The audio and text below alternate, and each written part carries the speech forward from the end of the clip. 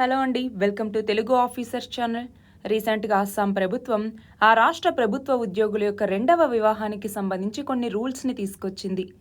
మరి ఆ రూల్స్ ఏంటి? అలాగే రెండవ వివాహం అంటున్నాం అంటే పాలిగమీకి సంబంధించి మన దేశంలో ఈ ప్రాక్టీస్ ఏదైనా ఉందా? ఉంటే ఏ మతాలకు సంబంధించి ఉంది? దీనికి సంబంధించిన సుప్రీంకోర్టు జడ్జిమెంట్స్ ఏంటి? అలాగే పాలిగమీ వల్ల ఉండేటటువంటి డిసడ్వాంటేజెస్ ఏంటి? అవన్నీ ఈ వీడియోలో చూద్దాం. చూడండి, అస్సాం గవర్నమెంట్ రీసెంట్గా ఆ రాష్ట్ర ఎంప్లాయీస్ రెండవ వివాహం చేసుకుంటే అంటే ఆల్రెడీ భార్య బతికే ఉండి రెండవ వివాహం చేసుకోవటానికి కొన్ని మతాలు అనుమతి ఇవ్వటం జరుగుతుంది.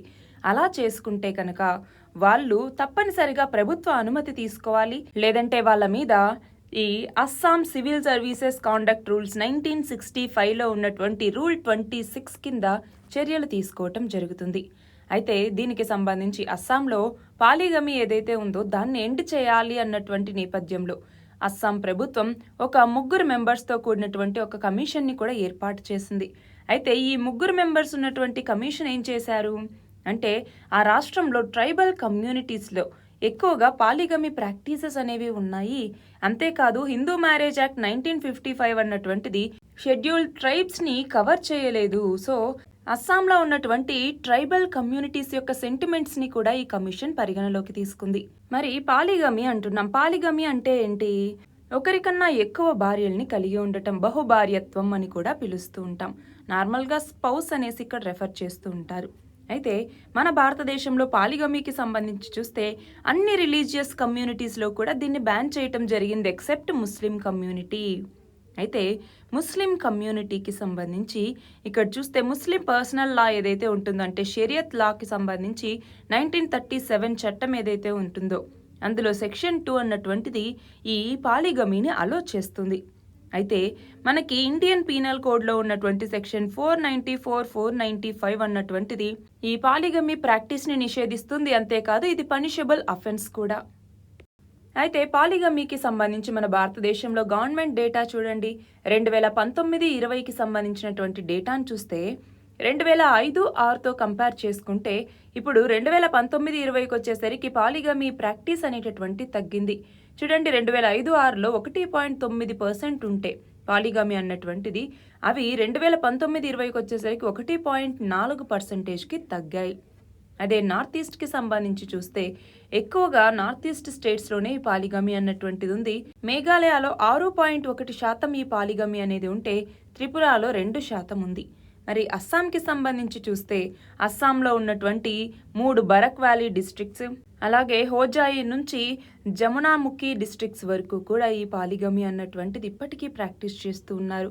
కానీ ఇక్కడ మనం చూస్తే చదువుకున్న వాళ్ళలో అలాగే అక్కడున్న లోకల్ ముస్లిం పాపులేషన్లో కూడా ఈ షేర్ అన్నటువంటిది చాలా తక్కువగానే ఉంది. ఇది మనం గమనించాల్సినటువంటి విషయం. అయితే పాలిగమీకి సంబంధించి సుప్రీంకోర్టు 2003లో జావేద్ వర్సెస్ స్టేట్ ఆఫ్ హర్యానాకి సంబంధించి ఏమంది? ముస్లిం లా అనేటటువంటిది పాలిగమీని అలో చేస్తోంది, ఓకే, కానీ ఇదిగో మీరు 2 మ్యారేజ్లు చేసుకోండి, 3 మ్యారేజ్లు చేసుకోండి, ఇది మీ బాధ్యత అన్నట్టుగా ఏమైనా ఈ ముస్లిం లా చెప్తోందా అనేసి సుప్రీంకోర్టు చెప్పింది. అలాగే Sarla Mudgal versus union of India case 1995 ఇందులో సుప్రీంకోర్టు ఏం చెప్పింది? పాలిగమీ అన్నటువంటిది పబ్లిక్ మోరల్స్ని దెబ్బతీస్తుంది కాబట్టి ఒక స్టేట్ దానికి సంబంధించి చర్యలు తీసుకోవచ్చు అన్నట్టుగా చెప్పింది. మరి ఈ పాలిగమీ ప్రాక్టీస్ వల్ల ఉండేటటువంటి ప్రాబ్లమ్స్ ఏంటి?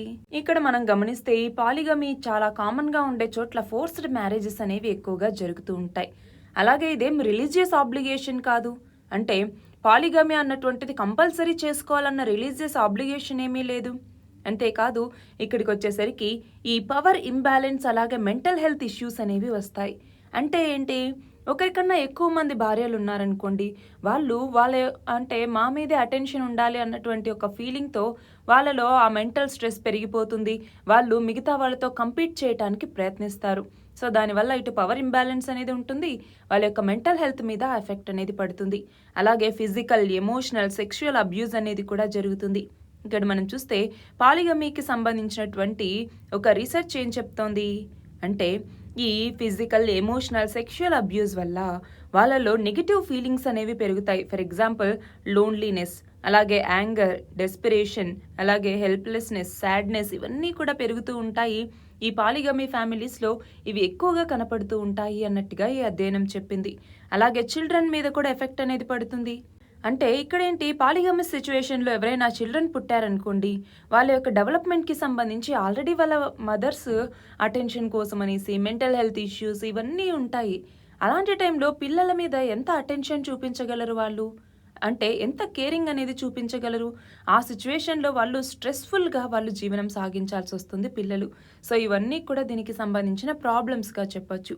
అయితే ఇప్పుడు అస్సాం ప్రభుత్వం ఎందుకు ఈ నిర్ణయం తీసుకుంది అంటే, అస్సాంలో బహుభార్యత్వం ఉన్నటువంటి వాళ్ళు, ఫర్ ఎగ్జాంపుల్ ఒక వ్యక్తి ఏ అనే పర్సన్ ఉన్నారు, అతనికి బి, సి అనేసి ఇద్దరు వైఫ్స్ ఉన్నారు, ఇద్దరు బతికి ఉన్నారు. సో ఫర్ ఎగ్జాంపుల్ ఏ అనే వ్యక్తి చనిపోయారనుకోండి, ప్రభుత్వ ఉద్యోగి, అతని యొక్క భార్యకి పెన్షన్ అనేది వస్తుంది, అవునా?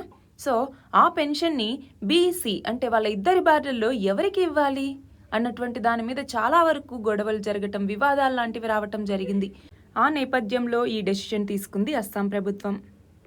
All the very best and thank you very much.